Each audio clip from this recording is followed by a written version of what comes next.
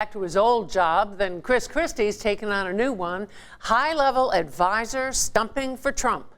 If Christie's in line for a bigger role in the Trump camp, he's not saying, but he is talking. Chief political correspondent Michael R-N.Y, what's he talking about? Well, he's talking about what everybody's talking about, Donald Trump. There you go. He campaigned with Trump today in Ohio and Kentucky. They're in Florida this evening. Last night, he did an hour's worth of talking on his monthly radio show, Ask the Governor. Talked about Trump, talked about his own failed presidential bid, talked a little bit about state issues. Here he is being asked by host Eric Scott what it felt like to lose in the run for the White House. I know this has been a difficult few weeks for you. Are you and your family at peace with your decision to end your run? I got to tell you something. We were right from the beginning. Yeah. I mean, you know, obviously I was, and as I said that night, I was, and Mary Pat and the children were disappointed that it didn't go better. Yeah. That's natural. We all put a lot of work into it and a lot of time and a lot of our heart into it. But, you know, it was never what our whole life was about.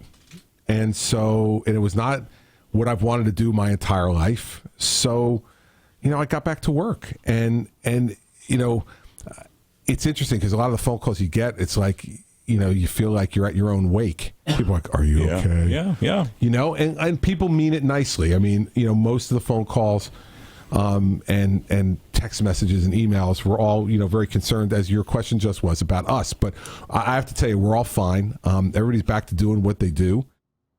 There are people who are saying he's still eyeing 2020, maybe 2024. Did anything about his future come up? Yeah, Eric asked him about his future. It's usually his critics who say, oh, he's eyeing 2020 or 2024. Christie didn't sound all that eager. Let's hear. Would you ever do it again? I don't know. Who knows? When you're sitting here like 2 weeks out from having done it, you think to yourself, no way, right? It's man, I don't know if I could ever go through that again. But yeah, I learned in this life that you never say absolutely not to anything, because you don't know where life's going to take you. So he sounds pretty grounded, and he sounds reasonably re-engaged with New Jersey. But he was asked about Trump. They spent about 5 minutes on Trump. Christie said he's known Trump for 14 years, that he's going to be an informal advisor to Trump, try to influence Trump. And said he's a good guy. Let's hear this. He has been a leader in his company. He has been a leader from a charitable perspective with many different organizations. And quite frankly, he's been a very good father. And if you look at his children have been enormously successful. They're bright, they're articulate, they're poised. And you know this. That doesn't happen by accident. No. Right? You look at Ivanka and Eric and Donald Jr. Now, I don't know Tiffany and Barron all that well. They're younger. Tiffany's in college, I think, now, and Barron is, I think, 10 years old. I don't know them all that well, but I do know the older three children very well. And Donnie and Eric and Ivanka are extraordinary people.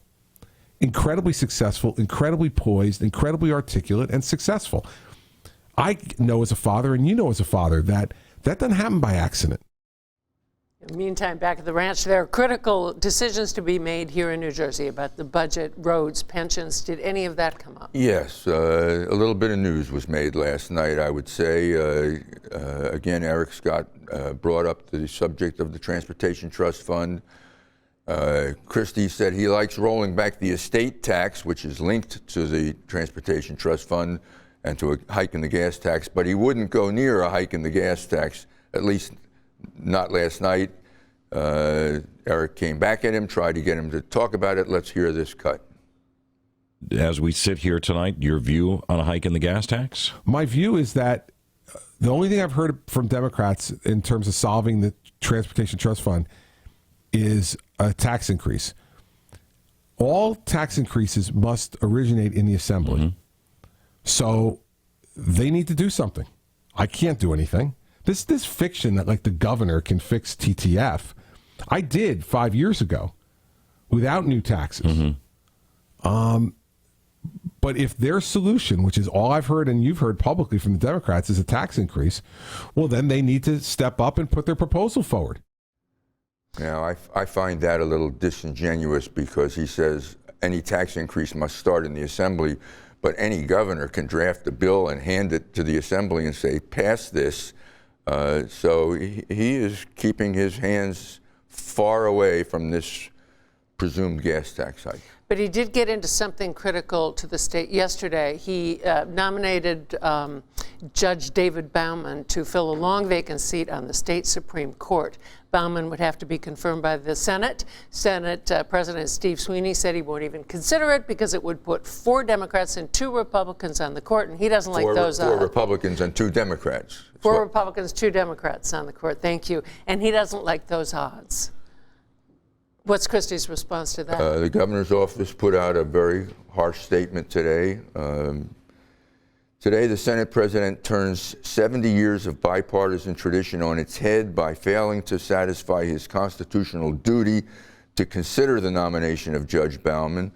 He claims that 4 Republicans would be packing the court, yet Senate President Sweeney sat quietly for 8 years, spanning Democratic governors McGreevey, Cody, and Corzine, when the court was composed of 4 Democrats, 2 Republicans, and 1 independent. With a Republican governor in office, the Senate president now reverses himself, fabricates history, and makes dishonest arguments of political convenience. For 6 years, the Senate president has blocked the confirmation process on this seat. Given the Senate's unanimous support for Judge Bauman less than a year ago, to do anything less than a swift confirmation is nothing more than bald, obstructionist politics. Politicker NJ just wrote that these 2 are on a collision course. On this matter, they've been colliding for 6 years. And Bauman was nominated by Christie in 2012, so this is another go-round at the same thing. Let's wrap this up. It seems that Governor Christie has a foot on each ice floe here, one for the state and one out on the campaign trail. What do you see happening in the near future? Well, I'm seeing some calls for him to resign. Phil Murphy, who wants to run for governor next year, has called for him to resign. Republican Assemblyman Jack Cettarelli, normally a Christie ally, has also suggested that maybe the governor has to step down, but Christie, as you know, famously says, I can walk and chew gum at the same time. Here's another chance for him to show it. Okay, thank you very much.